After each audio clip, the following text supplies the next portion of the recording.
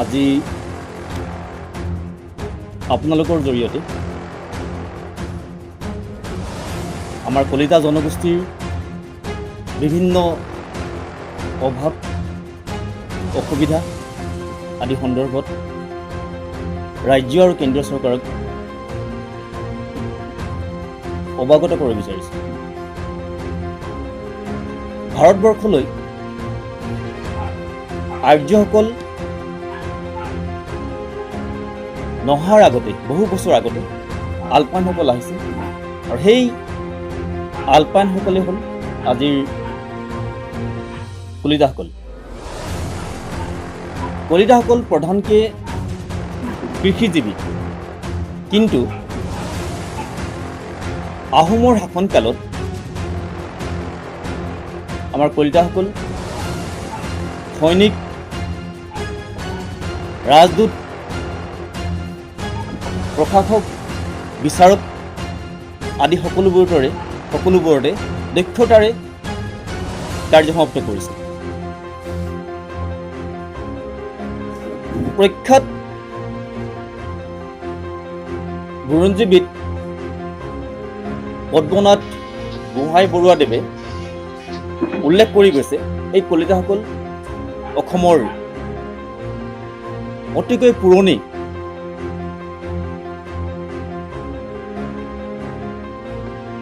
আদিবাসী। এটা সময়ত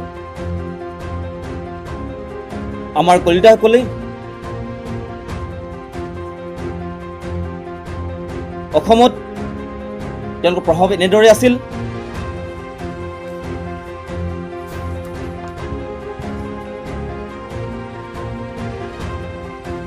প্ৰখ্যাত বুৰঞ্জীবিদ বহুতে উল্লেখ কৰি গৈছে,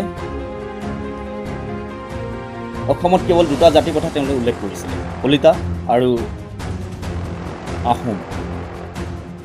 বাৰু যি কি নহওক, বিভিন্ন চক্ৰচাইত পৰি আমাৰ কলিতাসকল দিনে দিনে পিছ পৰি গৈ আছে, বেগ হৈ গৈ আছে। আজি চাব, একেবাৰে প্ৰথম হ'ল এটা জাতিৰ চানেকি হ'ল আমাৰ শিক্ষা। চাওকচোন, এই শিক্ষাত আজি প্ৰাক প্ৰাথমিক পৰ্যায়ৰ পৰা একেটা ইউনিফৰ্ম পিন্ধিব, একে কিতাপ ল'ব, একেখন বেঞ্চতে বহিব, কিন্তু আমাৰ কলিতাসকলৰ ছাত্ৰ ছাত্ৰীসকলে কোনো চৰকাৰী সা সুবিধা নাপায়, চব বঞ্চিত হৈ আছে। তাৰমানে কি, ক্ৰমবন্ধে আমাৰ মেধাশক্তিটো বিনাশ হৈ গৈ আছে। আজি আপোনাৰ যিকোনো চাকৰি সংকটত চক আপোনালোকে প্ৰত্যেকে জ্ঞাত, সকলো ক্ষেত্ৰতে আপোনাৰ কোটাৰ প্ৰয়োজন হৈ গৈছে। এটা কথা চাব, আমি কোনো জাতি বা জনগোষ্ঠীৰ আমি বিৰোধ নহয়। কোনোবা জাতি জনগোষ্ঠীয়ে তেওঁলোকে চৰকাৰৰ পৰা কিবা সা সুবিধা আদায় কৰিব বিচাৰিছে বা সা সুবিধা লৈছে, তাত আমাৰ কিন্তু আপত্তি নাই। কিন্তু আমি এটা কথা বিচাৰিছোঁ, আমাক সম অধিকাৰ আমাৰ প্ৰয়োজন হৈছে। কাৰণ চব ইতিহাসত বহুত জাতি এনেকৈ তিলকে খতম হৈ গৈছে, বহুত উদাহৰণ দেখিবলৈ পোৱা যায়। চাওকচোন, আজি আপোনাৰ এই মেধাসম্পন্ন কিমান এচামকৈ আমি খতম হৈ গৈছে। মেইন হ'ল আমাৰ শিক্ষাটো।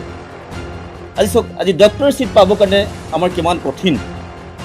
একে পাৰ্চেণ্টেজৰ ছাত্ৰ ছাত্ৰীসকলে আমাৰ কিন্তু কলিতা বা জেনেৰেল কাষ্টৰ লেগাম দি পিনে আমি চব বেগ হৈ আহিছে। হয়, আমাৰো কলিতাসকলৰ বিভিন্ন APS IPS প্ৰশাসনিক বিষয় আছে, কিন্তু তেওঁলোকে নিজৰ দক্ষতাৰ বলতে এইখিনি পাইছে। গতিকে মই আপোনালোকৰ জৰিয়তে বিশেষভাৱে অনুৰোধ কৰিছোঁ, যিটো কোটা,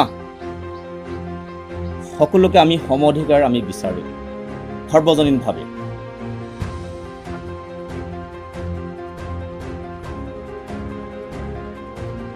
আমি ইতিমধ্যে কেইবালানিও অসম চৰকাৰৰ লগত আমাৰ কেইবাটাও সংগঠনে বিভিন্ন দাবী পত্ৰ বা বিভিন্ন ঠাইত বিভিন্ন আন্দোলন কৰি আমি দাবী পত্ৰ দিয়া আহিছোঁ, কিন্তু আজিলৈকে কিন্তু কলিতাসকলক কোনো সা সুবিধা তেওঁলোকে দিয়া নাই। তো গতিকে আজি মই আপোনালোকৰ জৰিয়তে কলিতা জনগোষ্ঠী সন্মিলন অসমৰ তিনিচুকীয়া জিলা সমিতিয়ে আমাৰ দাবী 10টা চনত আমি আনিছোঁ। মই আপোনালোকৰ আগত পাঠ কৰি দিব বিচাৰিছোঁ।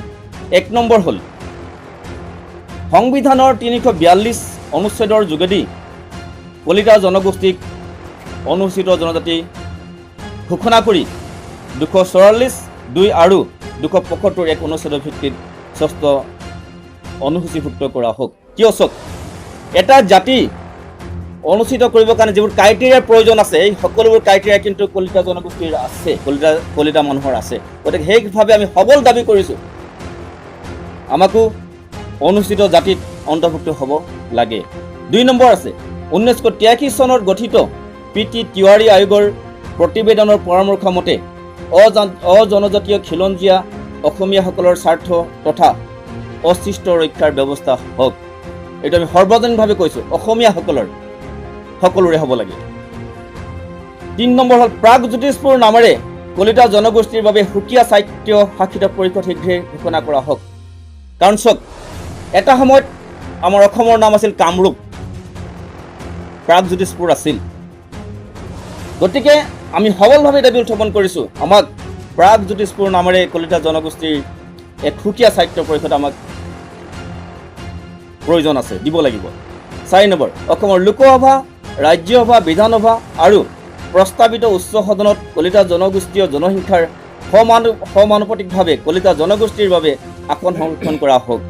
লগতে কেৱল মাত্ৰ খিলঞ্জীয় জনগোষ্ঠীৰ লোকক প্ৰতিনিধিত্ব দিয়াৰ ক্ষেত্ৰত 1% গুৰুত্ব দিয়া হওক, তাত 100% গুৰুত্ব দিয়া হওক। 5 নম্বৰ কলিতা জনগোষ্ঠী উন্নয়ন পৰিষদ তাৎক্ষণিকভাৱে গঠন কৰা হওক।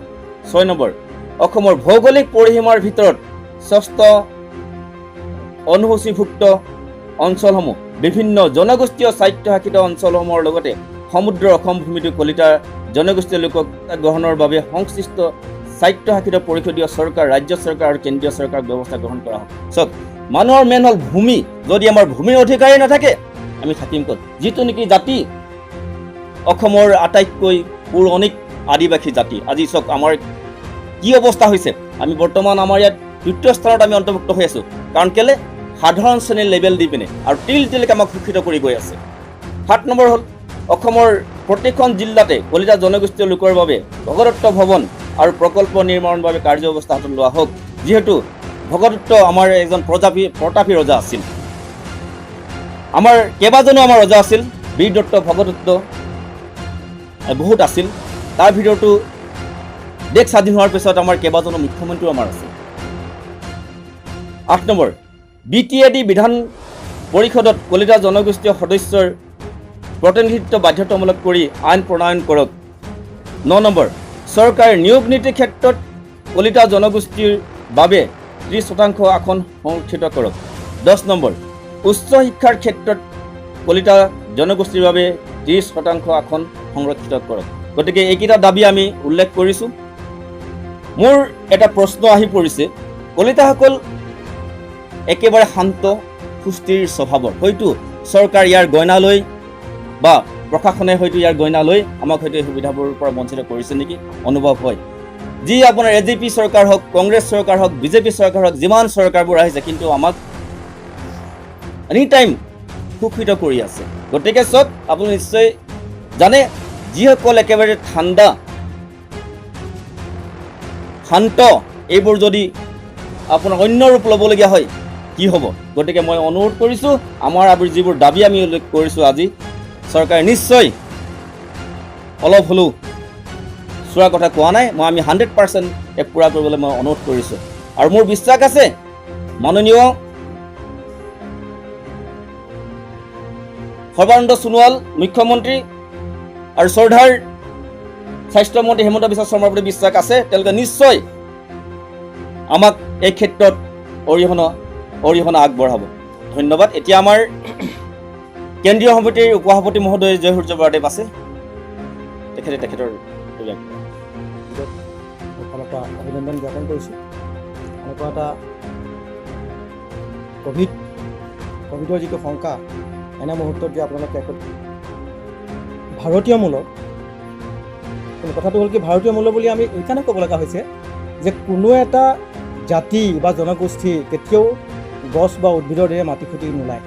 তেওঁলোকে প্ৰব্ৰজন কৰি আহিব লাগিব। আলপালসকল প্ৰব্ৰজন কৰি আহিছে, আহি তেওঁলোকে দাক্ষিণাত্যত কালাতুন বুলি এটা জনগোষ্ঠীৰ নামেৰে পৰিচিত হৈ তেওঁলোকে বসবাস কৰিছে। কালাতন শব্দটোৰ অৰ্থ হ'ল কি শিল ভাঙি ভাস্কৰ্য বনোৱা। গতিকে তেওঁলোকে সেইটো কাম কৰা মানে তেওঁলোকৰ কৰ্মদক্ষতা আছে, ঘৰ বনাব পাৰে, ভাস্কৰ্য বনাব পাৰে, সেই কৰ্মদক্ষতা আছে। কিন্তু কথাটো হ'ল কি তেওঁলোকৰ এটা ড্ৰবেক্স, এটা দুৰ্বলতা হ'ল কি তেওঁলোকে উৎপীড়ন নকৰে মানুহক আৰু উৎপীড়ন সহ্য কৰিব লগা হয়। কিন্তু যুদ্ধক্ষেত্ৰতো তেওঁলোক পাকৈত আছিলে। কিয় পাকৈত আছিলে? যেতিয়া গ্ৰীক মূলীয়া যিবিলাক আৰ্য তেওঁলোক ভাৰতলৈ প্ৰব্ৰজন কৰি আহিছিলে, তেওঁলোক ভাৰতত দেৱ দেৱীৰ প্ৰতি থকা চিন্তাধাৰা প্ৰায় একেই। গতিকে চাবলৈ যাওঁতে সেই ক্ষত্ৰিয়সকলৰ ভিতৰতে ভাৰতবৰ্ষলৈ আহি পেলাই যাক দ্ৰাবিড়সকলক অনাৰ্য আখ্যা দি, যেনেকৈ আমি অসমীয়া অনা অসমীয়া, তেনেকৈ আৰ্য অনাৰ্য বুলিহে কৈছিলে। কিন্তু পৰৱৰ্তী কালত আৰ্যক সভ্য বুলি কোৱা হৈছিল, অনাৰ্যক অসভ্য বুলি মানে ভুলভাৱে ব্যাখ্যা কৰিছিলে। ঠিক তেনেকুৱা এটা ভুল ব্যাখ্যাতে আমাৰ কলিতাসকলো, অসমৰ কলিতাসকলে ভুগিব লগা হৈছে আমাৰ অভিধানত মানে কি কয় এইটো কুলভ্ৰষ্ট বুলি সংজ্ঞায়িত কৰাৰ কাৰণে। এতিয়া যি কি নহওক, সেই ক্ষত্ৰিয়সকলকে আমাৰ বৈদিক কালত ব্ৰাহ্মণসকলে বা ব্ৰাহ্মণ্যবাদত যিটো আমাৰ জাতি বিভাজন কৰিছিলে,